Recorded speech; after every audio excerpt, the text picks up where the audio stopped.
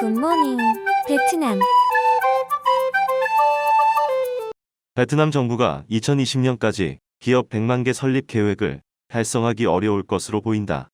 코로나19 사태로 전 세계 경제가 침체되면서 베트남에서도 도산하는 기업이 늘어나고 있기 때문이다. 19일 베트남 통계청에 따르면 올해 초부터 4월까지 신규 설립한 기업 수는 약 37,600개로 지난해 동기간 대비 13%가량 감소했다. 한 달간 일시 휴업한 기업은 약 4,000개로 전월보다 68% 증가했다. 도산했거나 도산 위기에 처한 기업은 3,000개 이상이다. 올해 초부터 도산했거나 일시 휴업하며 사업을 중단한 기업은 약 42,000개다. 응웬비람 통계청 사무총장은 기업들이 사업을 영위하기 어려운 현 상황에서 올해까지 100만 개 기업을 설립한다는 목표는 달성하기 어려울 것이라며 13만 8천 개 기업이 창업한 지난해와 같은 성장 속도를 유지한다 해도 올해 신규 등록 기업은 90만 개에 불과하다고 말했다. 경제학자인 응웬민 퐁 박사는 획기적인 정책을 시행하면 올해 안에 100만 개 기업을 설립할 수 있다고 주장했다. 퐁 박사는 그 근거로 베트남 내 가족 사업체 500에서 700만 개가 중소기업으로 전환할 가능성을 꼽았다. 재무부는 가족 사업체들이 중소기업으로 등록하면 법인세 감면 등의 혜택을 제공하는 정책을 국회에 제출했다.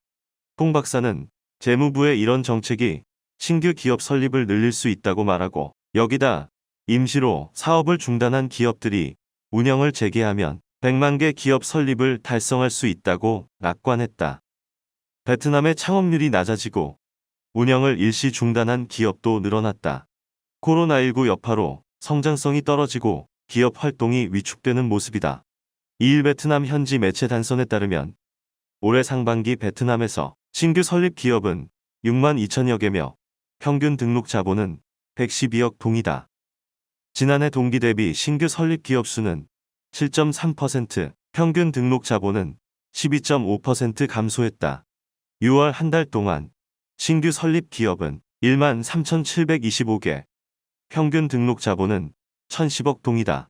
전월 대비 신규 기업 수는 27.9%, 평균 등록 자본은 23.4% 증가했다. 전년 동기간 대비해서는 평균 등록 자본이 31% 감소했다.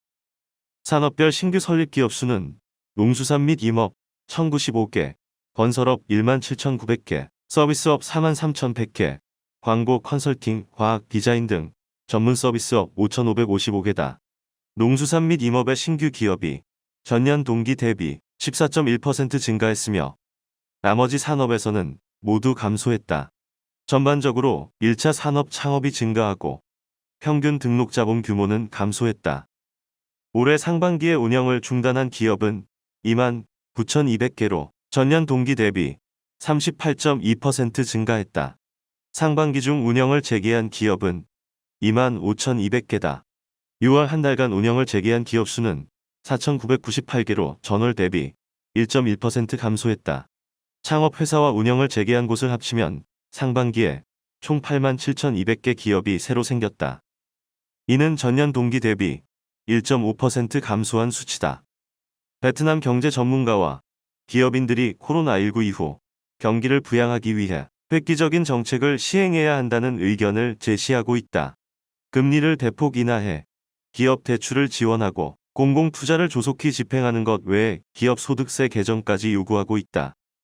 3일 베트남 현지 매체 등에 따르면 호찌민 뱅킹 기법 연구소는 최근 발간한 보고서를 통해 코로나19 시대 베트남 경제 회복 정책에서 금리를 대폭 낮춰 자금 수요와 공급을 모두 활성화시켜야 한다고 주장했다.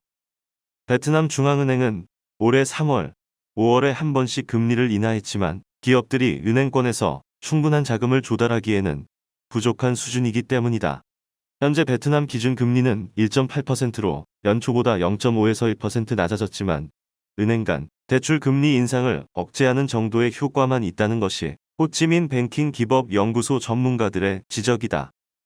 베트남 은행들은 최근 몇 년간 바젤이 기준의 자기 자본 비율을 맞추느라 높은 비용을 들여 자본을 동원해왔기 때문에 낮은 금리의 대규모 기업 대출에 소극적인 상황이다. 보크옥탕 동탐그룹 회장은 은행들의 예금 대비 대출 비율을 현행 85%에서 90%로 높이고 자본 확충 압력을 완화하는 정책을 시행해야 한다고 주장했다. 호찌민 뱅킹 기법 연구소의 전문가들은 정부가 인플레이션 목표를 조정하고 금리를 더 낮춰 기업들이 사업 정상화에 필요한 자금을 은행권에서 조달하도록 지원하라고 권고했다. 동시에 공공투자자금 700조 동을 신속하게 집행해야 한다고 조언했다.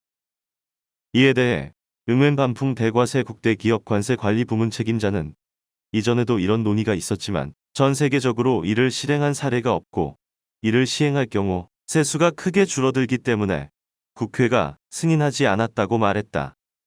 또한 기업 인수 및 합병이 매우 활발해 소유주가 계속 바뀌고 있기 때문에 적용하기 어려운 상황이기도 하다.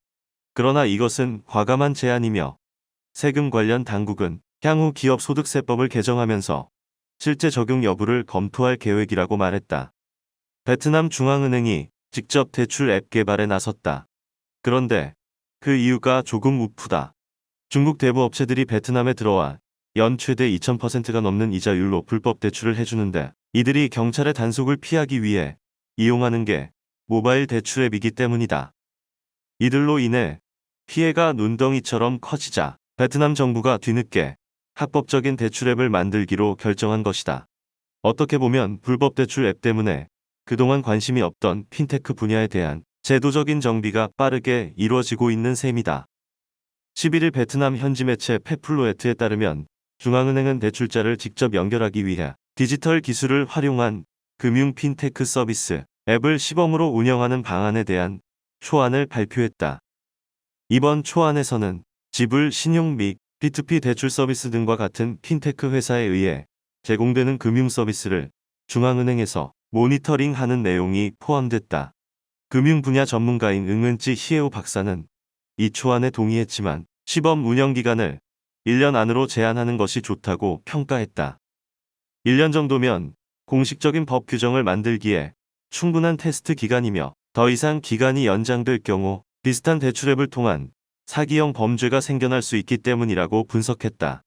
쯔엉탄득 변호사는 현재 베트남 불법 대출은 중국으로부터 시작된 대출 앱이 50% 이상이라고 추정했다. 때문에 정부가 불법 대출로 인한 피해를 방지하기 위해 기업이 금융 서비스를 개발하거나 금융 서비스 제공에 참여할 수 있도록 관련 서비스의 시범 운영에 대한 법적 규정을 신속하게 수립해야 한다고 지적했다. 이 매체에 따르면 최근 호찌민시 형사경찰국은 중국에서 만들어진 대출 앱을 통해 미화 대출을 주선한 업체를 급습해 사업 라이선스를 정지시켰다. 베이톡도 모언론, VD 등 중국에서 온 모바일 앱들은 6만 명 이상의 사람들을 연평균 1000%, 최대 2000%가 넘는 이자율로 불법 대출을 주선했다. 또 업계 전문가들은 일반인들이 앱을 통해 대출 요청을 할 때 지불할 이자에 대해서도 공개하도록 요청할 필요가 있다고 권장했다. 이외 중앙은행과 시중은행들이 적용하는 이자율과 비교할 수 있고 이러한 대출 앱들이 어떻게 운영하는지에 대해 관리 감독이 이루어져야 피해를 줄일 수 있다고 강조했다. 굿모닝 베트남